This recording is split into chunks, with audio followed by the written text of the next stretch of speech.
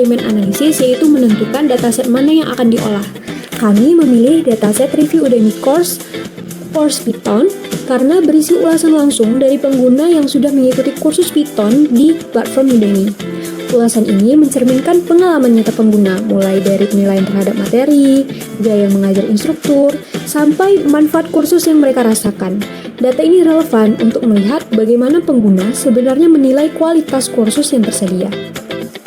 Masalah yang ingin diselesaikan adalah ulasan pengguna masih berupa teks bebas dan belum dimanfaatkan secara maksimal untuk melihat kecenderungan sentimen secara keseluruhan. Tanpa adanya analisis sentimen, sulit mengetahui apakah sebagian besar pengguna merasa puas, kurang puas, atau biasa saja terhadap kursus yang mereka ikuti. Apalagi jika jumlah ulasannya cukup banyak. Melalui sentimen analisis ini bertujuan untuk mengelompokkan ulasan pengguna ke dalam sentimen positif, negatif, dan netral. Dengan begitu, dapat diperoleh gambaran umum tentang persepsi pengguna terhadap kursus Udemy, serta aspek apa aja nih yang sering mendapat respon baik maupun kritik. Analisis ini bermanfaat bagi beberapa pihak. Instruktur dapat memahami kekuatan atau kelemahan kursus berdasarkan ulasan pengguna.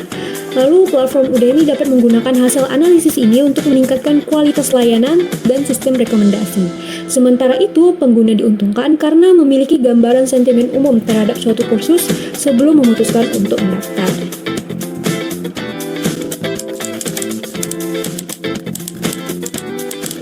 Selanjutnya kita akan memasuk proses ETL. Proses ETL ini menunjukkan alur data presentasi yang dimulai untuk integrasi data ulasan Udemy dan stopwatch untuk melalui 3 tahap pembersihan, yaitu clean 1, 2, 3, dan 3. Sebelum digabungkan di join pertama, tahap akhir melibat pengolahan kata menyulur di all word menuju output. Meskipun saat ini terdapat tanda pengetahuan pada modul akhir yang memerlukan pijakan teknis.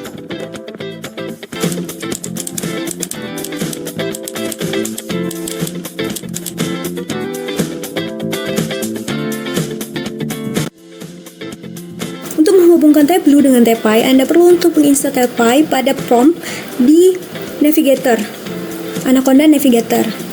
Lalu, sebelum membuat analisis sentimen, Anda perlu untuk membuat sentimen score dan sentimen labelnya terlebih dahulu. Karena tanpa kedua hal itu, maka Anda tidak akan bisa menghasilkan data sentimen.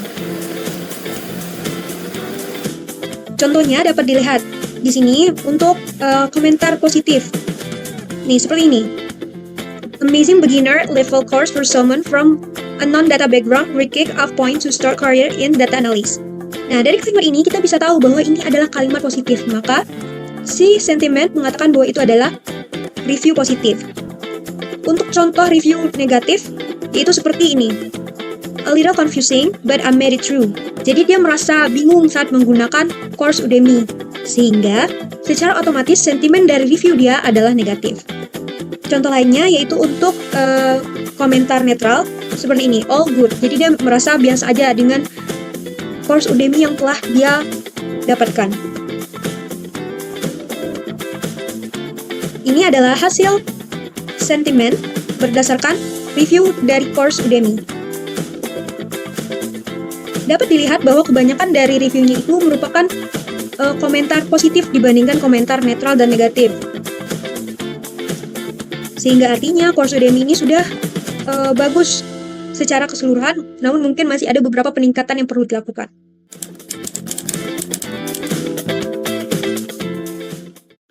Bisa Star Schema ini memutuskan data pada tabel fake review yang mengintegrasi matriks rating dan sentimen dengan 4 dimensi pendukung, yaitu time, kategori, review, dan review text. Poin-poin utama, efisien. Untuk struktur sederhana, ini memungkinkan join kompleks sehingga percepatan perform perolehan data.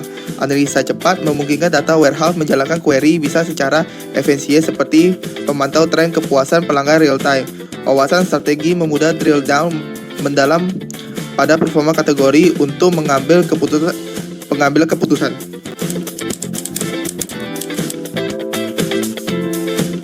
Selanjutnya adalah dashboard dan business insight. Dashboard Python Course Review Analysis on Udemy ini dirancang untuk melihat sentimen pengguna, tingkat kesulitan kursus, dan isu utama yang sering muncul dari review. Pertama, ada Course Based Sentiment, tabel ini menampilkan review yang sudah dibersihkan lengkap dengan label sentimennya. Ini membantu melihat contoh konkret bagaimana satu review diklasifikasikan. Yang kedua ada top pain point, yaitu untuk menunjukkan kata-kata yang sering muncul pada review bernada netral atau negatif. Kata seperti audio, missing, technicalities, dan translate mengindikasikan masalah teknis dan kelengkapan materi.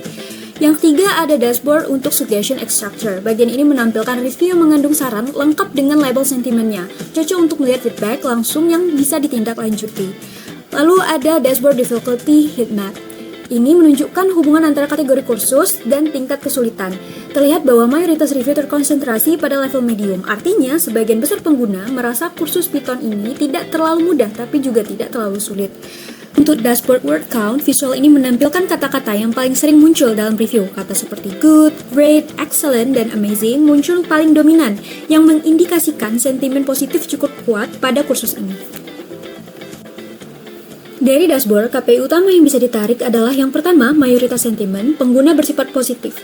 Yang kedua, level kesulitan dominan berada di tingkat medium. Dan yang ketiga, keluhan utama bukan pada materi inti, tapi pada aspek pendukung seperti audio dan update konten.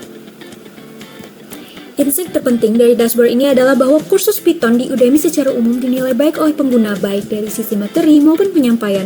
Namun meskipun sentimen positif mendominasi, masih ada pain point yang berulang terkait aspek teknis dan relevansi materi dengan versi terbaru. Dengan kata lain, kontennya disukai, tapi detail teknisnya masih bisa ditingkatkan. Berdasarkan hasil analisis, rekomendasi yang dapat diberikan yang pertama, untuk melakukan update materi secara berkala, terutama untuk library atau tools Python yang cepat berubah. Yang kedua, dengan meningkatkan kualitas audio dan subtitle karena sering muncul sebagai keluhan. Yang ketiga, menambahkan penjelasan teknis yang lebih jelas pada bagian yang dianggap membingungkan.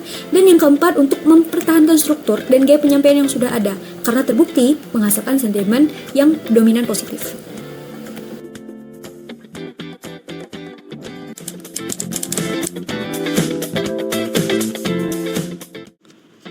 Analisa menuju bahwa dimensi waktu berhasil untuk mendekati frekuensi kepuasan pelanggan, sementara integrasi kategori mengungkapkan area dengan sentimen negatif tertinggi yang berbentuk integrasi segera perusahaan. Direkomendasikan melalui evaluasi mendalam pada aspek teknik dan kualitas konten berdasarkan detail teks ulasan yang memastikan resiko reputasi.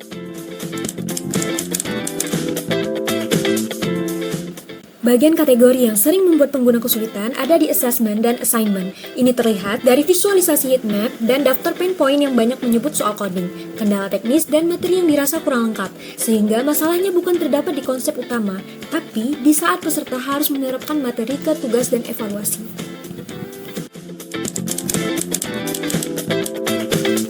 Fokus perbaikan sebaiknya terdapat pada penjelasan tugas yang lebih jelas, materi yang lebih update agar sesuai dengan kebutuhan peserta saat ini, penambahan contoh praktik yang lebih banyak sebagai panduan langkah-langkah akan sangat membantu.